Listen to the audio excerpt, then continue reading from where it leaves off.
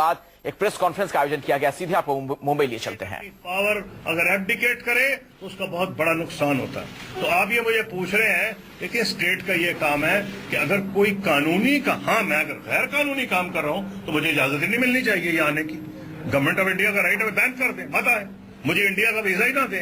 अगर मैं कोई कानूनी काम करने आ रहा हूँ तो उसमें किस लिए इंडिया के बहुत से लोग आते हैं पाकिस्तान में, किसी को बैन तो नहीं किया जाता। आपके म्यूजिशियंस भी आते हैं, बड़े बड़े म्यूजिशियंस आते हैं। तो मैं इसलिए समझता हूं कि जो रवाबित है, कांटेक्ट है आम लोगों के दरमियान, वो ही जमानत इस बात की है कि स्टेट टू स्टेट रिलेशन जो है बेहतर होंगे। अगर आम लोगों के ताल्लुकात जो हैं वो खत्म हो जाएं तो तबाही आ जाएगी। और मैं आपको बताता हूं, मेरा सजेशन है, जो इतना काम मैंने किया, मुझे तजुर्बा है, ये हालात फिर बदल सकते हैं। अगर दोनों बजाय ये कि आप मीडिया के सामने बातें करें, बैक चैनल नेगोशिएटर्स अपॉइंट कर दें, तो आप देखेंगे 2 साल में कितनी तब्दीली आएगी। बिल्कुल हो सकती है। और मैं अपना एंथुसियाज्म, अपनी ऑप्टिमिज्म शेयर करना चाहता हूं मुंबई के लोगों, अपनी ऑप्टिमिज्म शेयर करना चाहता हूं मुंबई के लोगों में, क्योंकि मेरे वालिद ने यहाँ कई साल गुजारे हैं, यही तालीम हासिल की, लॉ की, यही जेल में गए क्विट इंडिया मूवमेंट में। तो मुझे खुशी है कि मैं शहर में वापस आया हूँ। एक मिनट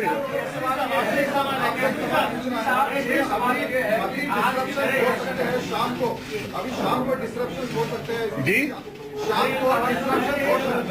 सॉरी, शाम को डिस्ट्रप्शन हो सकता है। देखिए अगर शाम, क्या आपको डर लग रहा है? और देखिए दूसरा ये पूछना है कि उद्धव ठाकरे अभी प्रेस कॉन्फ्रेंस देख रहे हैं, उनसे आपको क्या कहना है? देखिए मेरी बात यह है कि मैंने तो ऑलरेडी कहा है, मेरा ये कहना है कि हर बंदे का राइट है प्रोटेस्ट करना, वो प्रोटेस्ट करे कि, और वो कहे कि मुझे नहीं आना चाहिए, उनका राइट है, ये जमहूरी राइट है। लेकिन कानून के दायरे में रहते हुए, जहां तक डर का ताल्लुक है, हम अल्लाह कहते हैं, भगवान कहते हैं, ये सब कुछ अल्लाह के हाथ में है। तो मैं ये समझता हूं कि मैं एक सही काम कर रहा हूं। डरता तो मैं जेलों में ना जाता, डरता तो मैं पुलिस के डंडे ना खाता, डरता तो मैं आंसू गैस ना झेलता। और ये मैंने सिर्फ फॉरेन मिनिस्टर बनने से पहले नहीं, मैंने पुलिस की टेयर गैस का फैसला का मुकाबला फॉरेन मिनिस्टर के होने के बाद भी किया है। तो मैं यहाँ लड़ने नहीं आया, मैं एक अमन का पैगाम देने आया हूँ। और हाँ, राइट इनका है, इन्होंने मुझे बुलाया, अगर ये कैंसिल करते कर दे, लेकिन मैंने इनको लेट डाउन नहीं करना। इन्होंने मुझे कहा, मुझे लोगों ने कहा दिल्ली में मत जाए, मैंने इनको फोन किया, मैंने कहा भाई मैं आऊं, इन्होंने कहा जी आप जरूर आए, मैं इनको लेट डाउन नहीं करूंगा।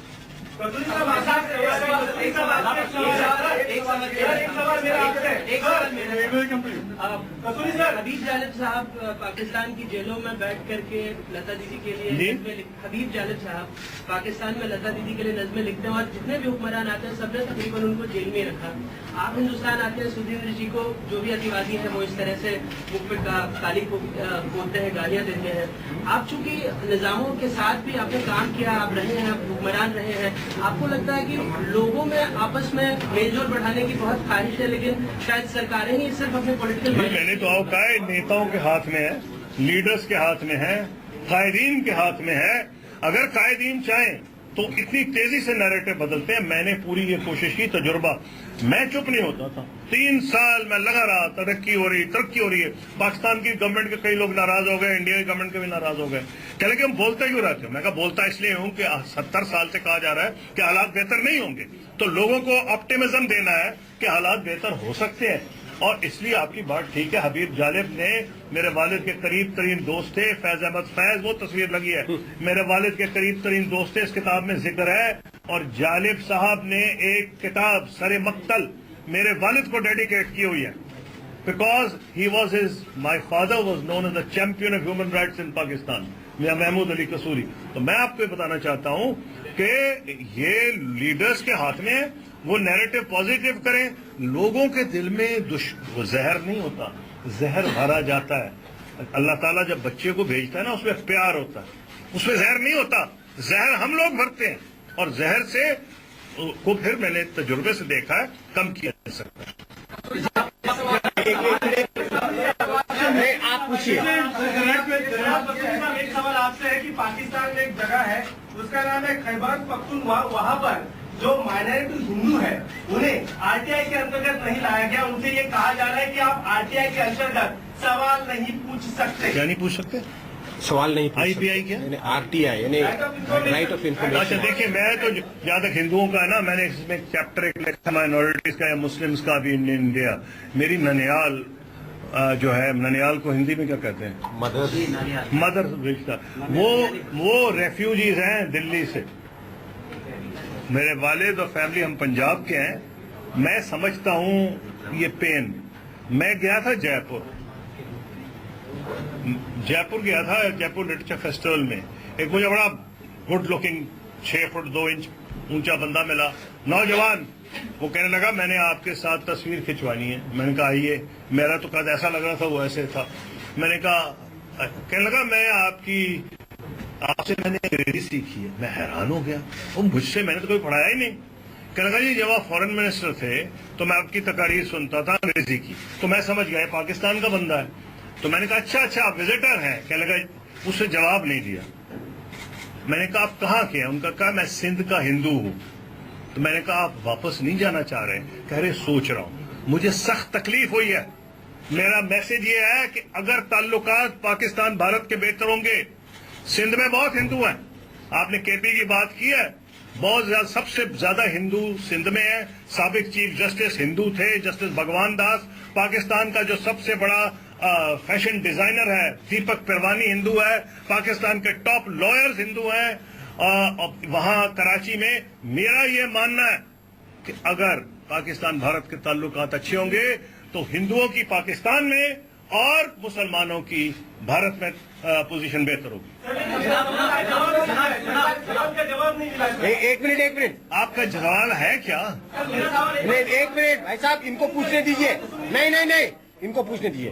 مسعودی صاحب, ایک سوال یہ ہے کہ جس طریقے سے پچھلے 2 سالوں کے بھیتر جو بارڈر پہ چیزیں ہوئی ہیں, اس کے بعد جو بھارت اور پاکستان کے رشتے خراب ہوئے, چاہے UN میں حال ہی میں آپ نے دیکھا کہ جس طریقے سے دونوں دیشوں کے بیچ میں ودیش منتری نے یہاں سے کہا, پھر وہاں سے پردھان منتری نے کہا, اس کو دیکھ کر کے جس طریقے سے کہا گیا کہ انڈیا اور پاکستان میں کوئی بھی کرکٹ میچ ہو یا پھر جس طریقے سے کلاکار آتے جاتے ہیں تب تک نہیں ہوگا جب تک کہ ان کے بیچ میں ایک صحیح طریقے کا بات چیت کا ایک دور قائم نہیں ہوتا ہے. تو آپ کو لگتا ہے کہ اس دور میں جو کنڈیشن ہے آج کی, جو جس طریقے سے ہوا, جس طریقے سے شیو سینا نے پروٹیسٹ کیا اور آگے بھی کر سکتی ہے, ایسے میں کتنا بات چیت کا ایک جی اس میں بہت اور ضروری ہو گیا, کیونکہ پاکستان میں بہت سے ایسے لوگ ہیں جو چاہتے ہیں کوئی انڈیا سے انٹریکشن نہ ہو. بلکہ میری جب کتاب آئی تھی تو کسی نے اردو اخبار میں مضمون لکھا میرے خلاف. کتنے افسوس کی بات ہے کہ 1965 کی جنگ کی ہم منا رہے ہیں سیلیبریشن پاکستان میں, اور اس نے یہ ٹائم ڈھونڈا جب یہ بھارت سے امن کی بات کرنا چاہتا ہے. یہ ایسے بندے دونوں ملکوں میں ہیں, وہ ایک ملک کی منوفلی نہیں. لیکن میں آپ کو بتاتا ہوں, نہ یہ پاکستان کے مستقبل میں ہے نہ بھارت کے حق میں ہے, کسی کے حق میں نہیں. بہتر یہ ہے کہ ہمسایوں کی طرح رہیں, تعلقات بہتر کریں, تو ہمارے دونوں ملک بہت ترقی کریں گے اور ہمارا مائنڈ سیٹ بدلے گا. دیکھیں ملک بنتے ہیں صرف ٹیکنالوجی سے نہیں, پازیٹیو مائنڈ سیٹ سے بنتے ہیں. جن کے ذہنوں میں زہر بھرا ہوا ہو وہ نیگیٹو سوچتے ہیں. آپ نے پازیٹیوٹی لے کے آنی ہے. اور اسی لیے میں بڑا بزی آدمی ہوں. 4 سال میں نے کہاں سے نکالے؟ کسی وجہ سے ہی نکالے. میں نے پیسے نہیں کمانے. نمبر 2, میں نے کوئی شہرت نہیں کمانی.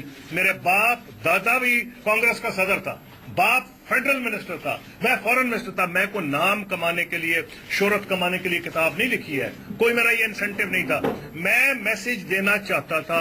I thought it was my historic duty to record the good things that happened between Pakistan and India during the most productive peace process between our two countries since independence. That is why I've written the book, and that is why I wish to share my thoughts with the people of Mumbai, and I'm grateful to the Bombay media for having provided me this opportunity, and through you to the people of India. سر آپ امن کی بات کر رہے ہیں. ممبئی پر 26/11 کا حملہ ہوا, اور جب آپ پرراشٹر منتری تھے. نہیں, میں منسٹر نہیں تھا. कारगिल का युद्ध हुआ था। मैं नहीं मिनिस्टर था, आपको सिर्फ गलत कहा। Now- 26 तारीख के बारे में बोलो ना। हाँ 26 के बारे में किताब में कहा है। बदनसीबी थी जिन्होंने भी किया था, उनका एक मकसद था कि जो अच्छा काम हम कर रहे थे उसको तबाह करें। इसी तरह जब मैं आया था, समझौता एक्सप्रेस हुआ था ताकि मैं ना आऊं, मुझे लोगों ने कहा मत आओ, मैंने कहा मैं आऊंगा।